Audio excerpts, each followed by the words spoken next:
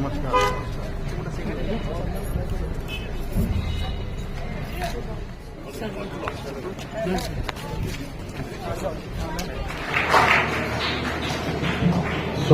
Ganeshanand ji Maharaj public policy management King's College London से किया। 2019 में वीआरएस से लेकर राजनीति में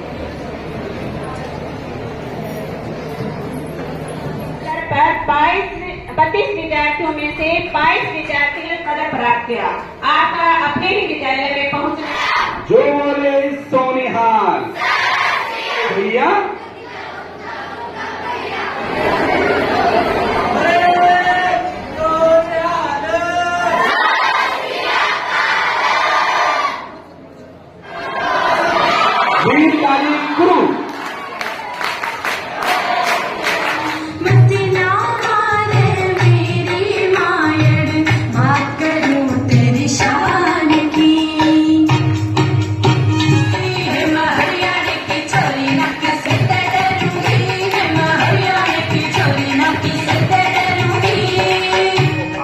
गुरु हार मिली है, कल को वो उसको जीत में परिवर्तित कर सके।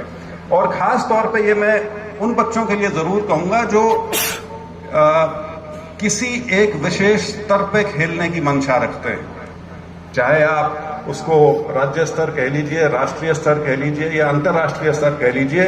और मुझे कहते हुए तो बहुत गर्व है कि आप सब आज उस प्रदेश के अंदर हैं जिसकी खेल के मैदान में जो उपलब्धियां हैं वो सिर्फ पूरे देश में सबसे ऊपर नहीं, वो इतनी ज्यादा ऊपर है कि एक हमारा छोटा सा देश है, शायद 2% आबादी पूरे देश की है, हरियाणा की। लेकिन जब आप अंतर्राष्ट्रीय स्पर्धाओं की बात करें तो जो मेडल्स हरियाणा लेके आता है वो करीब करीब 1/3 है पूरे देश का।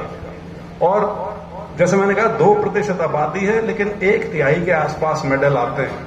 और अभी जो आपने 2-4 दिन में देखा होगा, हालांकि खेल में व्यस्त थे लेकिन मुझे फिर भी विश्वास है कि आपने अखबार वगैरह जरूर देखे होंगे।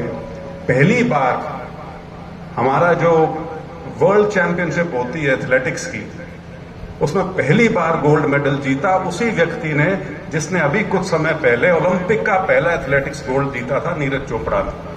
पता है ना नीरज चोपड़ा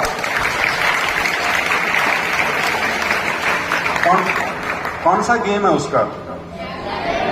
शाबाश शाबाश। जब अभी जीता तो कितना फेंका था, कोई बता सकता है? बताओ बताओ, कोई मेरे को ठीक ठाक सा सुना था? बताओ बताओ। नहीं, शाबाश, बैठ जा। बिल्कुल ठीक है, तो उसके आसपास ही है। नीरज चोपड़ा जो आपने कहा वहां पहुंचना चाह रहा है, अभी वहां पहुंचा नहीं है, उससे 1 मीटर पीछे है अभी तो। लेकिन ये एक भाव है, क्योंकि अन्यथा हमारे देश में क्या हो गया था, क्रिकेटर के अलावा किसी को कोई जानता पहचानता ही नहीं था। लेकिन ये पिछले 10-15 साल से आप जो बच्चे हैं, ये आपको बड़ा सौभाग्य है कि आप एक ऐसे समय में आगे बढ़ रहे हैं जब हिंदुस्तान के मेडल आने शुरू हुए हैं। नहीं तो मैं उस पीढ़ी का हूं जो एशियन गेम्स निकल जाते थे, ओलंपिक निकल जाती थी, हम देखते रह जाते थे कि हमारा इतना बड़ा देश है, 90 करोड़ का, 100 करोड़ का, और कोई मेडल कहीं नहीं आ रहा। लेकिन अब आप जो देख रहे हैं, आप एक ऐसे समय में देख रहे हैं जब हमारे मेडल्स आ रहे हैं। और आपको बताना चाहूंगा, एथलेटिक्स, ट्रैक एंड फील्ड जिसको बोलते हैं, जिसमें रेसेस हैं, जंप्स हैं और थ्रोज हैं, ये एक ऐसा क्षेत्र था जिसमें हमारा ओलंपिक में 1 मेडल आया था। कोई वो एक व्यक्ति थे, वैसे तो अंग्रेज थे वो, तो उसको आप हिंदुस्तान का मेडल माने या ना माने, क्योंकि हिंदुस्तान की टीम पार्टिसिपेट तो करती थी लेकिन वो आजादी से पहले की बात होती थी। तो वो 2 बार वो मेडल जीत के उसमें आए थे। अन्यथा हमारा एथलेटिक्स में मेडल नहीं आता था। हमारे जो इतने बड़े प्रेरणा स्रोत रहे, मिल्खा सिंह जी, जिनको हमारे देश में खेल कूद में उनको बिल्कुल देवता का दर्जा हासिल है, उनको भी ओलंपिक में मेडल नहीं मिला था। वो एक सेकंड के क्षण से जो भी है वो रह गए थे। इसी प्रकार से पीटी उषा भी ओलंपिक मेडल नहीं जीत पाई थी। ये ओलंपिक्स में तो, एशियन गेम्स में तो जीते थे लेकिन ओलंपिक कभी नहीं जीत पाए थे।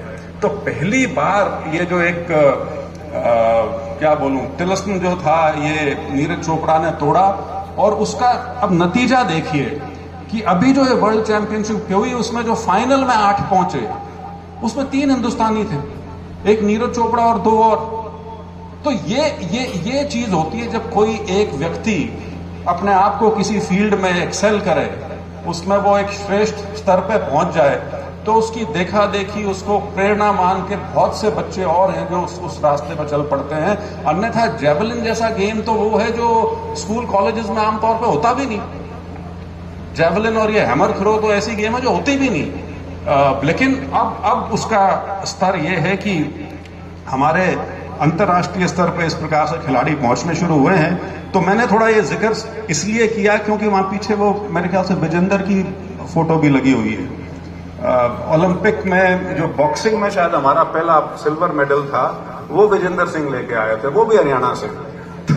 तो आप एक ऐसी प्रदेश की भूमि में हैं जहां अब एक ट्रेंड बन गया है बहुत अच्छे खिलाड़ी पैदा होने का। और मुझे विश्वास है कि आप लोग भी जब अपने अपने प्रदेश में जाएंगे, जो आपके सहपाठी हैं, उनको जब संदेश पहुंचाएंगे, उनसे जब बात करेंगे, तो इस बात को जरूर अहमियत देंगे कि हमें अगर जिंदगी में आगे बढ़ना है तो खेल कूद जो है वो उसका एक अभिन्न अंग है। और हमें इसमें सिर्फ प्रतिभागी बन के नहीं रहना है, बल्कि उसमें एक उत्कृष्ट अपना प्रदर्शन कर सकें, एक योगदान दे सके, उस दिशा में हमको आगे बढ़ना चाहिए। तो मेरा तो आप सभी बच्चे जो यहाँ आए, आपको मैं एक बार फिर से बधाई देता हूं कि आपने 3 दिन के यहाँ समारोह में भाग लिया, अपना अपना योगदान दिया।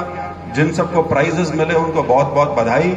जो हमारे कुछ बच्चों ने यहाँ सांस्कृतिक कार्यक्रम पेश किए उनका बहुत बहुत धन्यवाद। हालांकि मेरे को थोड़ा सा सांस्कृतिक कार्यक्रम में अटपटा लगता है जब एक तरफ ऑडियंस बैठी हो और पिछली तरफ कुर्सियां और बीच में परफॉर्म करना पड़े, तो बच्चा कंफ्यूज हो जाता है।